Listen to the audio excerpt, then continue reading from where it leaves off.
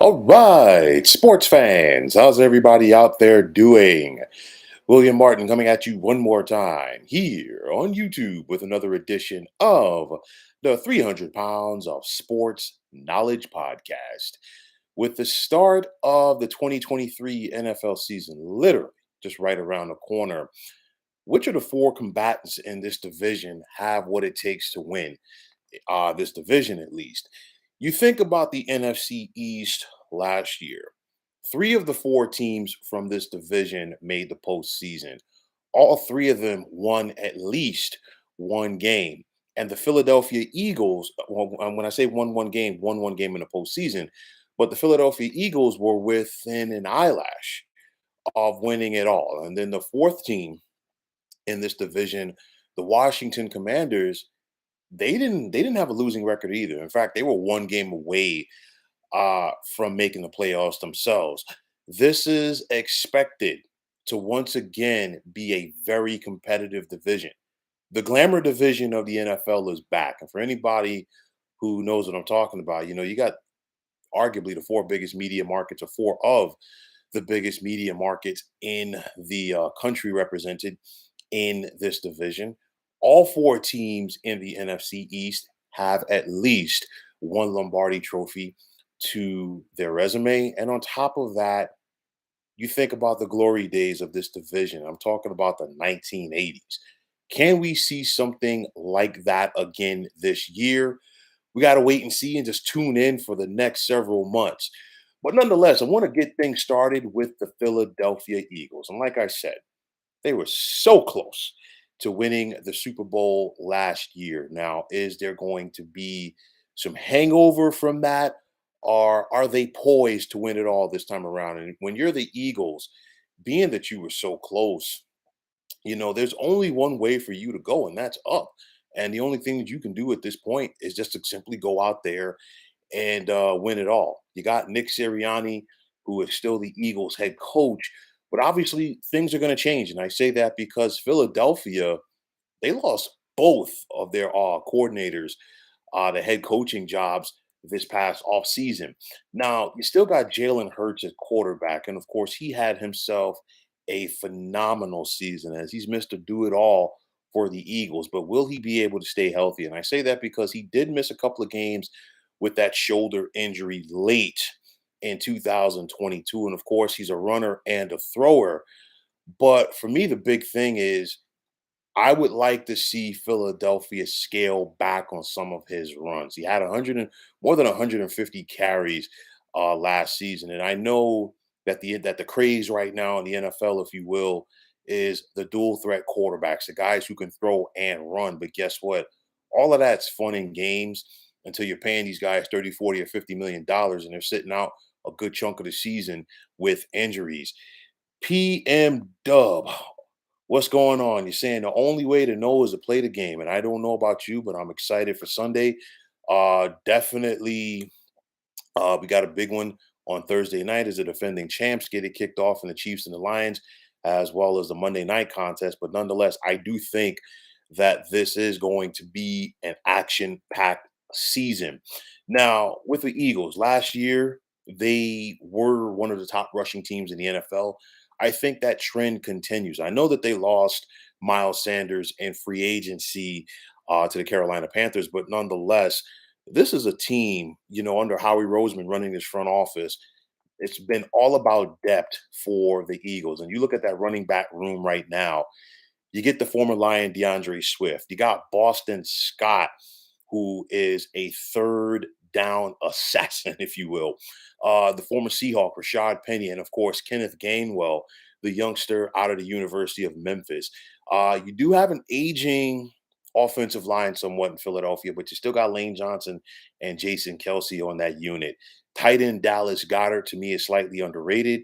And then you look at the talent at the wide receiver position and A.J. Brown and Devonta Smith. Now, I talked about the Eagles losing their defensive coordinator, still loaded on that side of the football. You got Fletcher Cox, Brandon Graham, Josh Sweat, just to name a few on that D line. Outside linebacker Hassan Reddick, excuse me. You bring in former Steelers safety Terrell Edmonds. to the mix in that secondary, along with veteran corners Darius Slay and James Bradbury. For me, I think the Eagles are once again going to be formidable. It's just a matter of them putting February behind them as when they lost to the Chiefs. You look at their schedule, some games to keep an eye out for. Week number 6, the Eagles, they go right up the road to take on the Jets. Week number 7, they're home for Miami. Week number 8, they're at Washington. And remember, Washington gave Philadelphia all kinds of fits last year. Week number 9, this is a game that a lot of people are going to be zeroing in on when the Eagles host the Dallas Cowboys. Week 11, a rematch of the Super Bowl when the Eagles head to Arrowhead to take on Kansas City. Week number 12, Philadelphia will host Buffalo. Week 13, a rematch of last year's NFC Championship game when the Eagles host the San Francisco 49ers. And then week number 14, the rematch uh, with the Dallas Cowboys, this time down in Arlington. Week 15, this could be a very tough game late in the season for Philadelphia when they travel to the Pacific Northwest to take on Seattle. And then they finish up at the Meadowlands in week number 18 with the Giants. Now, you look at the Dallas Cowboys, and the Dallas Cowboys, plain and simple, love them or hate them. But one thing that people consistently talk about is this going to be the year that the Dallas Cowboys break through and win it all. You look at this team under team owner, general manager, ball boy, water boy, whatever, Jerry Jones, all of the different titles that he wears. He's assembled the talent, but can that talent live up to the expectations for head coach Mike McCarthy? We got to see. For me, with Dallas, it starts and ends with quarterback Dak Prescott. And I say that because obviously Dallas needs Dak to be more consistent. But here's the thing, he led the NFL in interceptions last season with 15, in spite of the fact that he missed 5 games. That right there is a tough pill to swallow. And of course, those interceptions showed up at the most inopportune time. Just go back to their divisional round loss this past January to against San Francisco, and this is something that Dak definitely has to cut down. Now, one thing with a quarterback like Dak, you need a solid running game.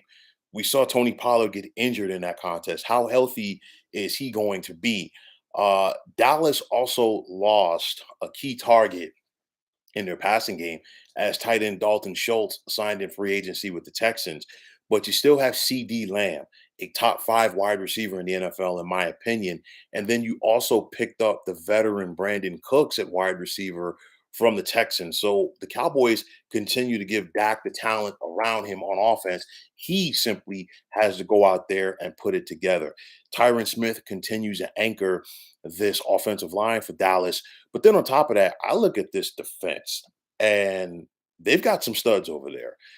Micah Parsons, in a very quick period of time, has become one of the best defensive players in the NFL. And I mean, when he's on as far as getting to the quarterback. You look at Leighton Vander Esch, and then I look at this secondary with the likes of Stephon Gilmore, the veteran who they picked up, along with Trayvon Diggs. And of course, Trayvon Diggs is a gambler back there. He's going to make some plays, but he's also going to get burned. But when he makes those plays, definitely, obviously, they have an impact for the Cowboys. So you look at Dallas, and of course, on paper, they have everything in place to make another good playoff run, but it's just a matter of them executing. More importantly, it's a matter of their quarterback executing consistently. I look at this schedule for Dallas. Obviously, they got a big one on the road this Sunday night when they travel to the Meadowlands to take on the Giants. Then it's a New York thing because in week number 2, Dallas will host the New Look Jets with Aaron Rodgers. Week number 5, Dallas will be in Santa Clara to take on San Francisco. Right after that, they're going to stay in California. I don't know if they're going to stay there for the week per se, but they're going to be in LA to take on the Chargers. And then week number 9, like I said before, a game that a lot of people have put on the calendar. Week number 9, Dallas will be in Philadelphia to take on the Eagles. And then you look at that back stretch for Dallas. This could be a make or break time. Week number 13, we're going to see Dallas host the Seattle Seahawks, a playoff team from last year. And a lot of people feel that Seattle is going to be a playoff team once again this year. Then in week 14, the rematch with Philadelphia. And then, wow, the schedule makers really did it to Dallas here. A late trip to Buffalo in week number 15. And we know the elements in Western New York can be a little bit hectic on the opponents come late in the season. Week number 16, Dallas is at Miami. And then week number 18 at Washington. And if you remember last year, Dallas went to Washington in their final game of the season. They got ran off of the field. And Washington has had their number at home in recent years. So that could be another tough game for the Dallas Cowboys. You look at the other team that made the postseason out of this division last year, and I'm talking about the New York Giants. So the Giants had a breakthrough year last year. They got off to that hot start, and it was something that was unexpected from this team because the Giants have been so bad for so long. You go back to their last Super Bowl win of 2011. Prior to last season, the Giants had only put together one winning season. And last year, this past January, we actually saw the Giants pick up their first playoff win since Super Bowl number 46. So it's going to be interesting to see if Big Blue is able to build off of that. So, of course, the question is going to be, and Daniel Jones, we trust. And, the front office, they believe in Daniel Jones. They're committed to him. They had an opportunity, to move on from him this offseason, but you know what? They gave him a new contract and they believe that he's their guy for the next several years going forward at quarterback. Of course, a lot of factors go into Daniel Jones having, his breakout season last year. He was playing for a contract. You can never overlook that with players.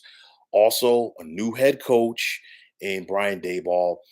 He has a reputation of working with and developing quarterbacks. Just look at Josh Allen in Buffalo. And to me, I feel that Josh Allen regressed last year with not having Brian Dayball up there with him. Then on top of that, the Giants have worked on the offensive line. Another big key, Daniel Jones has to stay on the field because last year was really the first time that Daniel Jones was able to stay healthy for an entire season. So will that trend continue here for 2023? Will he be able to stay on the field? We have to wait and see. Now, Saquon Barkley, he was hopeful to get that long-term deal. Obviously, it didn't work out. He's basically playing on the franchise tag. But like I have talked about during the spring and the summer, Saquon is the heart and soul of this team. Saquon is the true leader of this team, and the Giants need him to be at his best in order for them to get back to the postseason and hopefully, for their sake, build off of what they started last year. This is year number 2 for Joe Shane as a Giants GM, as well as Brian Dayball as the team's head coach. And Joe Shane has been putting the talent around Daniel Jones this offseason. They already had Isaiah Hodgins at wide receiver. You bring back a healthy Wandale Robinson. He was a second round pick for this team last year out of Kentucky. The veteran Sterling Shepard at wide receiver. They brought back Darius Slayton. And then for me, I think they really got a steal in the third round when they took Jalen Hyatt, the wide receiver out of the University of Tennessee. And I think this young man has the potential to be an impact player for from day one rather, in this Giants offense. Daniel Bellinger at tight end was showing flashes last year. But then to me, I think the Giants got themselves a steal when they picked up tight end Darren Waller from the Oakland Raiders. I said Oakland Raiders, excuse me, Las Vegas Raiders. For some people, they're always going to be the Oakland Raiders, but that's neither here nor there. Now, with Darren Waller, he's a guy that if he can stay healthy, he brings another element to this offense because I feel Jalen Hyatt's going to have a big year for the Giants in their passing game. And I look at Darren Waller. Darren Waller is a guy, especially with the running ability of Daniel Jones, that you know what? He can exploit a lot of things in that second level. And that's going to open things up for the receivers. And you look at this Giants offense in the passing game. Saquon Barkley is a solid receiver of the football coming out of the backfield. So if you focus on Saquon and then you focus on the receivers, a guy like Darren Waller can go to work. versus linebackers and safeties. So that's going to be interesting to see. We saw this Giants offensive line improve a lot last year, and it starts with their tackles with the youngsters and Andrew Thomas and Evan Neal. They're going to need to be big once again. And then I look at this defense under Wink Martindale, and Wink Martindale, it's all about that mad chaos defensively, bringing that pressure. You never know where it's coming from, and he likes to put his guys in the secondary on an island. So it's all about that pass rush. And of course, in 2022, the Giants used one of their first round picks on Kayvon Thibodeau. Started off the year injured, got it going as the season progressed. So let's see what year number two is going to work out for this young man, because there's high expectations for him. You bring back Dexter Lawrence. You got him to his big contract extension. You still got Leonard Williams, and then you bring in the former Ram Ace John Robinson on that defensive line. It's a little mix of rookies and veterans in that secondary. Of course, the Giants used a first round pick on corner Deontay Banks out of Maryland, and then you still got the veteran out of USC in Adoree Jackson in that secondary.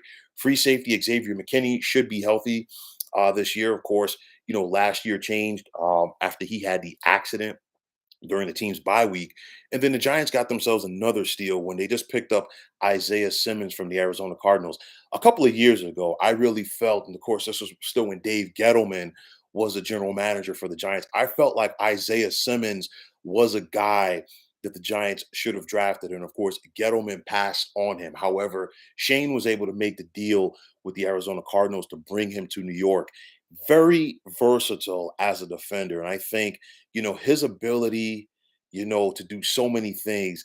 It's like giving Wink Martindale a toy at Christmas, because he's going to use him and utilize him in so many different ways in his scheme. And I think he can be a big impact player for the Giants. The Giants have the potential to once again be a playoff team. But what they're going to have to start doing, they got to find a way to beat Philadelphia and Dallas.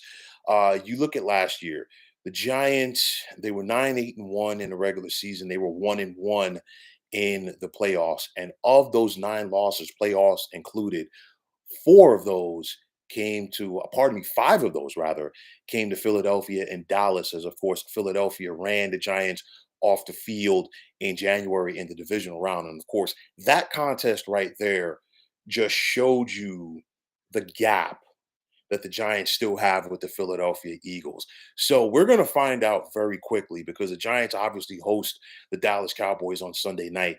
How much have they closed the gap? We got to wait and see. But these are the games that the Giants have to find a way to win if they're going to take that next step. Aside from week number one, the Giants are in San Francisco to take on the Niners in week 3. They host Seattle in week number 4. They're at Miami in week number 5. They're at Buffalo in week number 6. So right off the bat, you see that the schedule makers really have not done the Giants any favors this year. A lot tougher than it was last year. Week number 8, the Giants will host the Jets. Week 10, they're at Dallas. Week 16 at Philly, and then week 18 they host Philly. So it's going to be interesting to see, how the Giants are able to take care of their business for this season. And rounding out this division, you got the Washington Commanders, obviously the only team that did not make the postseason out of the NFC East last year. This is going to be Ron Rivera's 4th year as the head coach of Commanders. Never had a winning season there, and you just have to wonder, if is he coaching for his job? And I say that because you've got a new ownership group in place in Washington, and of course, these folks did not hire Ron Rivera. And honestly, I think everybody within this organization should be on their pins and needles, if you will.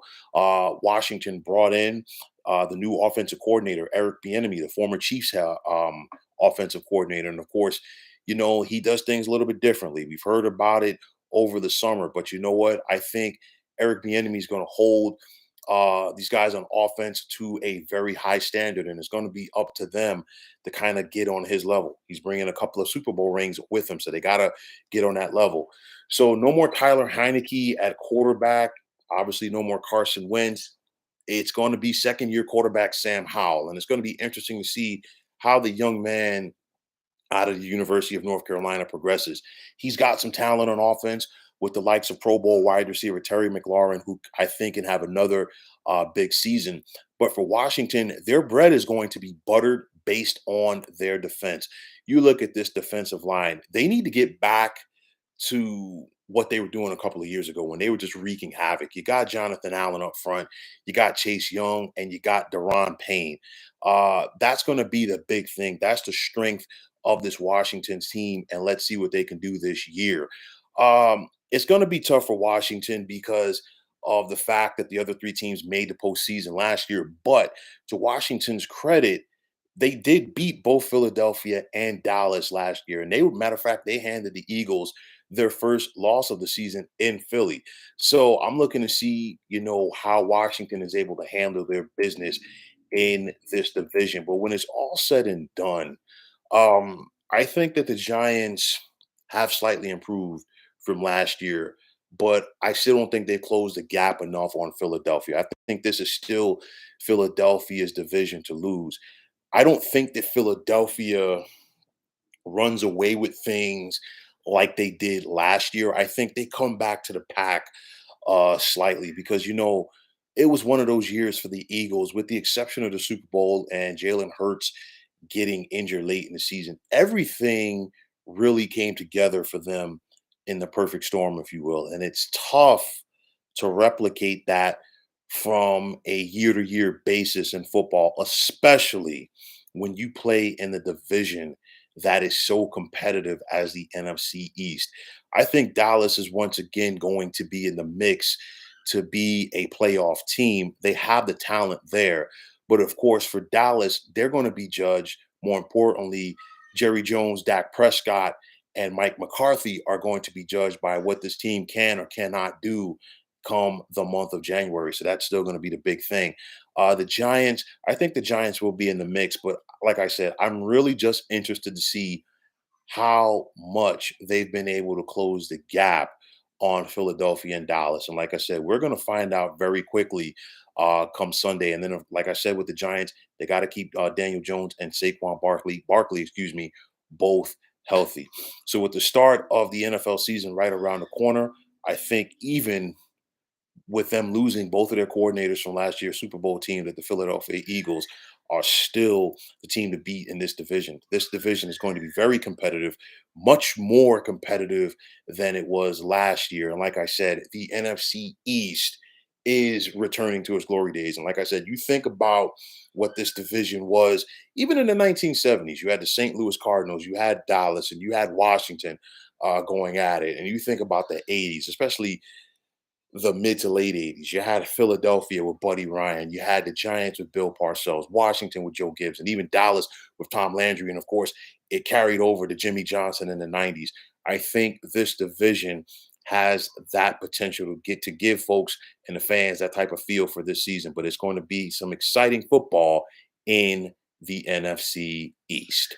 So, folks, that is going to wrap it up. And as always, I want to take this time out to thank you for tuning into the 300 Pounds of Sports Knowledge podcast here on YouTube.